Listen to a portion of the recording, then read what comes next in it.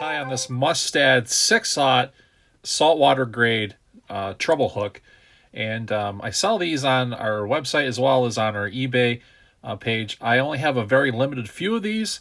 So if you are watching this video, definitely check it out. If you don't see them, send me a message, and you can do that by going to villagetackle.com. So the question has been from the customers that I have sold some of these to already is, how long is the hook? So I'm going to go ahead and measure it. I do have some vernier calipers here, and I'm going to go ahead and measure that for you to kind of give you a overall general idea. And it looks like the length of it is 2 64 inches long. So that's a pretty big size hook, and that is measuring from, as you can see, the bottom of the hook to the top of the eye. Now let's go ahead and measure the inside gap of the hook, and we can do that by going like so, and I'm just going to go right up to the point, so the inside shaft of the hook to the point of the hook, and you're looking at roughly 43 64 in size. So, you know, that's a pretty big gap, which would be pretty close to 11/16. Now we can go from barb to barb, or rather not barb to barb, but hook point to hook point, and kind of get a overall dimension. And you're looking at about 1 23 64, and we'll just nudge that up. That is roughly 1 3/8. So pretty close to 1 3/8, as you can see. So we'll go ahead and tie this up. We're going to put a red feather in there, as well as some white bucktail and chartreuse bucktail. I'll go ahead and put those vernier calipers away, and I'll grab my chartreuse thread for this application. And I like to put a little bit more thread up to the top of the eye. It's just a personal preference. I find that when I'm getting ready to finish off the hair at the top with the big thread, wad, if you call it, that it won't slip as much.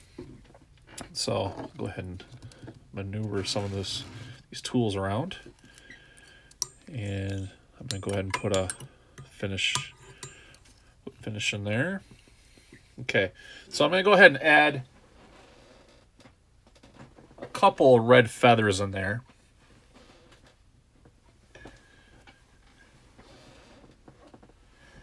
And we'll get this going. And I like to put them towards the back like so. Go ahead and chalk that up a little bit. And like I said, I've gotten quite a few requests for these. In fact, one gentleman had ordered a few of these, and he was going, I believe it was marlin fishing down in Mexico. So I'm not exactly sure what his rig setup looked like, but I just know that he asked for ginormous size hooks and very strong and stout hooks. And that's what he got.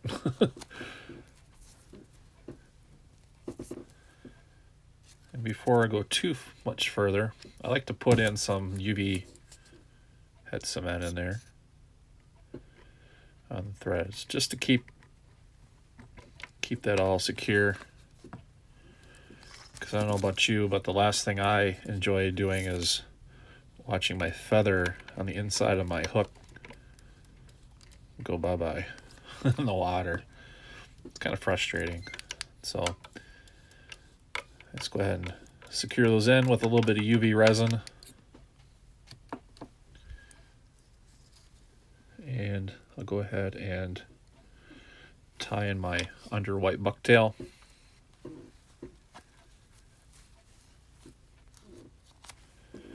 I just keep building this up as I go around. Just really cinching down on that ends of the bucktail. Kind of get a nice little bit of a flare going. I've had a couple customers ask for these to be a lot longer, the bucktail, the dressings of the bucktail, and I can pretty much do anything that you would want, but I just kind of go with air caution with what seems to be the common norm. But if you need something requested that is longer, just feel free to send me a message. Like I said, you can go over to villagetackle.com.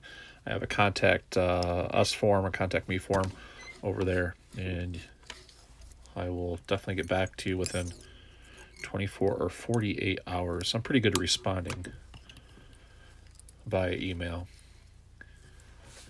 So I have that accomplished. I'll go ahead and pull my thread down. We'll just get some UV resin up on that so we get that all secured in. And then once I get this all secured in, I'm gonna add the chartreuse bucktail. So I'll set the white aside for a second.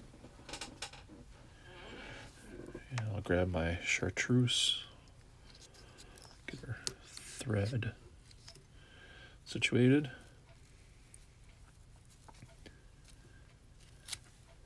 And we'll add some, like I said, chartreuse flare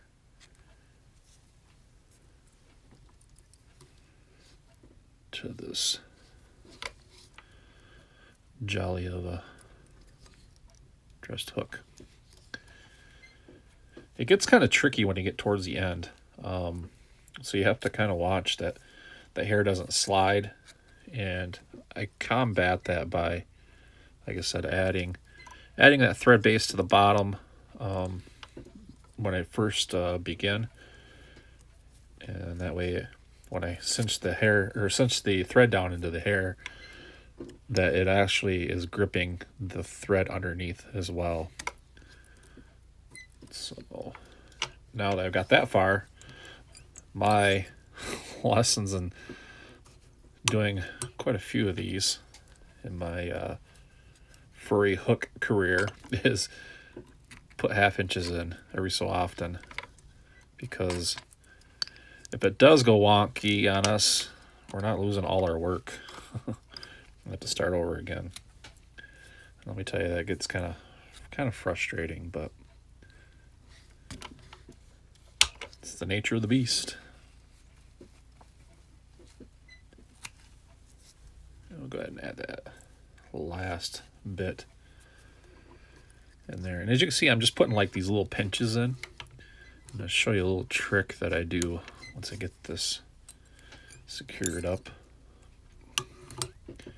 So as you can see, I just put that 1/2 inch in there just to keep that all secure. And then what I do is if I can keep my hook from sliding, I just kind of mesh these hairs around these clumps. And that way I kind of get the hair to splay out on the hook. Go ahead and activate my foot pedal.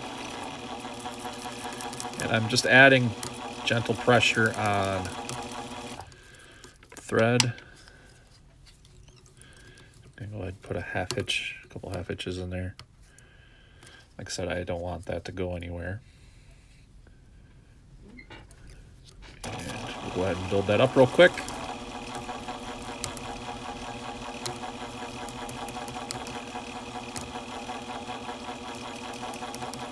And as you can see, I'm just slowly adding that thread, just a nice uniform head on these. I tell you what, having a Norvise and then motorizing it has made all the world of difference in making these. So I highly recommend a Norvise. They are a little more expensive, and I do have affiliate links down below in the description. So I definitely check them out, but it is a lifetime investment if you do get one, because I tell you what, I've had this Norvise in particular probably about 15, 16 years or so, somewhere around there. More than 10 years, I'll just say that. And it has served me very, very well. So I can't say anything bad about the Knorr products, because they definitely are well made and well built, and made in USA too. So that's another good benefit there. So as you see, I just put some of the UV resin on there and coated the threads, and I'm just getting that to cure in really well. And then there's this one last bit that I noticed some other furry hook tying people do, or they forget, is when that thread builds up, it creates this little cove inside. So we want to protect those inside threads. Some of the, like I said, furry hook people tying people, they forget that. And so I just put a little bit of head cement or UV resin in there. That way it's all capsulated. And there you have it. Dressed Mustad saltwater grade treble hook, made by me here at Village Tackle.